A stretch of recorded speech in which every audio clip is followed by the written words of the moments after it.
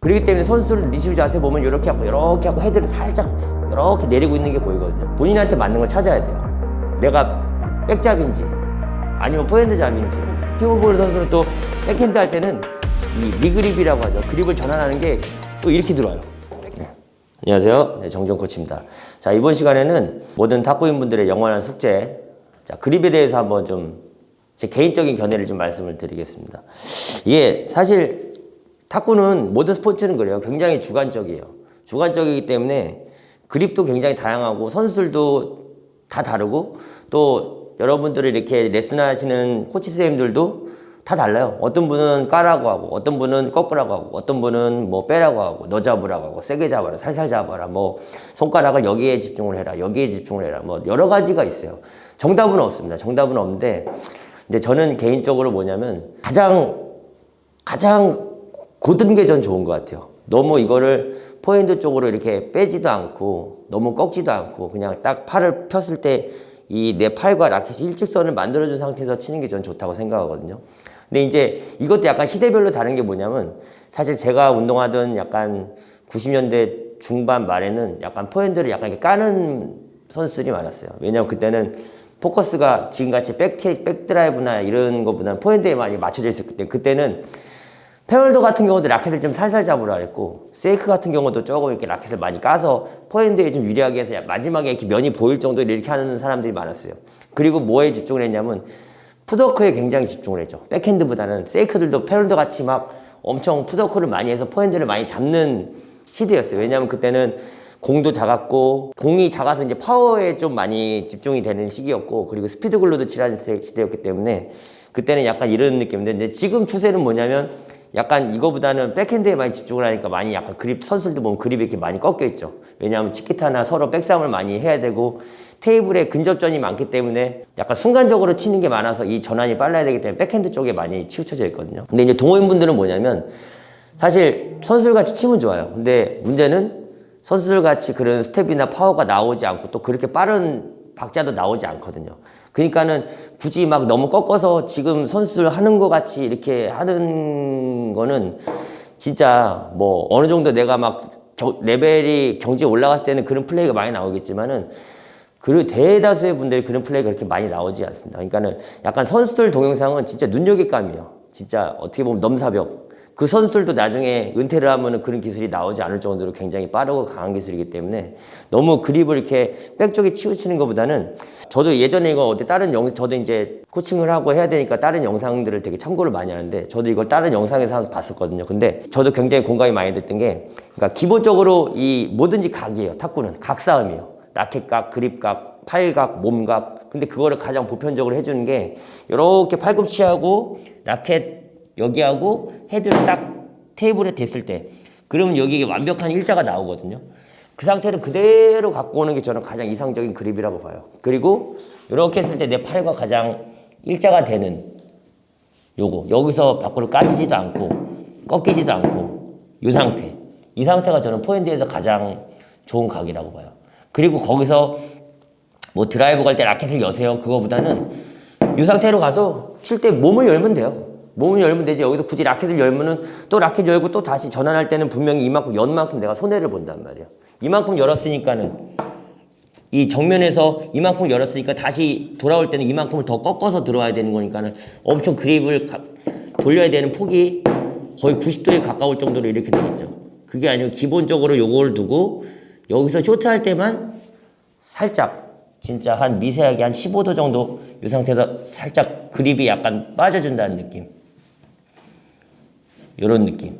요런 게 저는 가장 좋은 것 같아요. 그래야지 요 안에서 그립이 조금씩 놀 수 있고 너무 여기서 그립을 고정해서 치는 것도 조금 손목을 딱딱하게 하거나 뭐 백그립에 고정을 해서 포핸드로 나가면 분명히 여기서 이걸 조금 손해를 볼 수 있는 느낌이 있거든요. 그러니까는 가장 이상적인 거는 팔을 했을 때 요 흰선 라인에 내 팔꿈치를 대고 라켓 헤드를 딱 대는 요게 저는 가장 이상적이라고 생각해요. 그리고 헤드도 약간 이렇게 되면은 헤드가 올라가는 게 아니라 살짝 내려요. 이게 세이크의 그립이 어려운 게 뭐냐면 페널드는 라켓을 잡으면 헤드가 떨어지면은 세이크를 라켓을 잡으면 헤드가 올라가요. 그렇기 때문에 선수들 리시브 자세 보면 이렇게 하고 헤드를 살짝 이렇게 내리고 있는 게 보이거든요. 그게 딱 이렇게 됐을 때 헤드가 어느 정도 조금은 인위적이지 않으면서 부담이 되지 않을 정도로 내려가는 거라서 저는 그러니까 저희 레슨 회원님들한테도 이 팔 각도 막 팔꿈치 이러면은 이렇게 갖다 대세요. 대고 그대로 와서 이 상태로 치면 전 된다고 얘기하거든요. 그립이나 팔 각도나. 그러니까 요런 각도를 맞춰주는 게 가장 이상적인 게 아닌가. 그리고 이제 이 상태에서 요거만 신경 쓰는 게 아니고 여기서 이제 몸이랑 같이 열어서 얘 혼자 쓰는 게 아니고 여기서 이 상태에서 몸이랑 같이 열어서 스윙을 나가줘야죠. 그래서 결국은 나중에는 이 각도를 만들어주고 팔은 뭔가 별로 하지 않고 몸이랑 스윙이랑 같이 나가주면은 뭔가 절묘한 조화가 이루어지면서 좋은 각도나 스윙 궤적이 나오는 거라고 저는 생각을 합니다. 그러니까는 뭐 이건 제 개인적인 견해니까는 뭐 또 어떤 분들은 야 라켓은 까야지 뭐 라켓은 꺾어야지 이렇게 하시는데 그거는 다 사람마다 다른 거예요. 그러니까는 그리고 첫 번째는 뭐냐면 본인한테 맞는 걸 찾아야 돼요. 내가 백잡인지 아니면 포핸드 잡인지 거기에 맞춰서 나는 백잡이야. 백에 포커스를 맞추고 싶어. 그러면 약간 또 백에 포커스를 맞추는 거야. 그러면 약간 감아 잡을 수 있는 거죠. 그러니까 제가 레슨하는 이승환님, 승튜브님도 보면은 그립이 약간 안으로 감겨 있는 스타일이거든요. 근데 요즘 추세가 백을 빠르게 잡으려면 또 백이 또 약간 감겨야 돼요. 근데 그만큼 이제 포핸드에 대한 조금 각도상 손해는 볼 수 있죠. 근데 이제 제가 승튜브님한테 레슨할 때 많이 강조를 하는 것도 뭐냐면 여기서 라켓이 많이 안 열리면 그만큼 다리하고 몸을 부족한 각을 여기서 커버를 해줘야 돼요. 근데 라켓은 이렇게 돼 있는데 그걸 갖다 커버를 안 해준다. 그럼 이제 드라이브가 자꾸 너무 인사이드로 되면서 굉장히 꺾이겠죠. 어느 정도의 인사이드는 좋지만은 너무 인사이드는 또 좋지 않거든요. 그러니까는 이 부족한 각을 그립을 잡을 때 내가 뭔가 난 백핸드에 그립이 이렇게 돼 있어서 백핸드에 그립이 부족해. 그러면 여기서 이걸 더 들어서 부족한 각을 만드는 거예요. 보세요. 티홀 같은 선수 그립 이렇게 잡아요. 이렇게 잡아가지고 자꾸 이렇게 친단 말이에요. 근데 잘 치잖아요. 그죠? 뭐냐면 그 티오홀이라는 선수는 이렇게 잡을 때가 본인이 제일 기술이나 각도나 뭐 파워나 제일 잘 나오는 거예요. 우리가 봤을 때 이해가 안 되지만은 그 선수는 이렇게 잡을 때 이 스윙을 할 때가 가장 이상적인 그게 나오는 거죠. 제 개인적인 생각으로는 티오홀 우리나라 왔으면은 실업팀 못 갔습니다.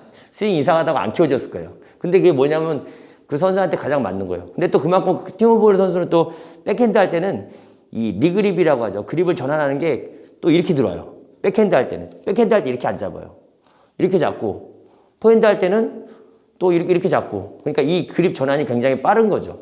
어떻게 보면 우리가 생각할 때 굉장히 어려운 거지만은 그 티오볼 선수는 그걸 완벽하게 잘 하고 있어요.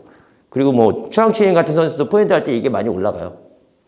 제가 라켓을 보니까 여기를 깎았더라고요.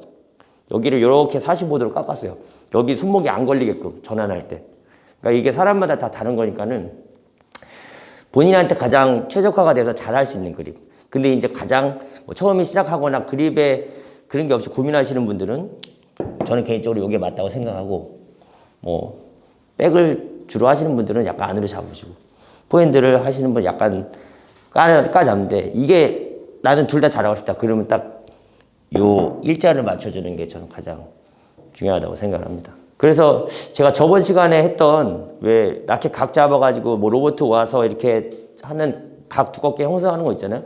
그것도 요 상태로 만들어 놓고 와서 이렇게 자세를 만들어 놓고 하면 되는 거예요. 그냥 이렇게 물론 서서 해도 괜찮지만은 요 상태에서 이렇게 만들어서 이렇게 와서 또 이렇게 만들어 놓고 이렇게 와서 아까 얘기했던 그 백그립은 살짝 요 안에서 한 15도 정도는 놀아야 된다고 말씀드렸죠. 그러니까 와서 백으로 온 다음에 살짝 이렇게 잡아놓고 이게 틀이에요. 이 틀. 이 틀만 만들어 놓으면은 스윙이 이쁜 스윙이 나오겠죠.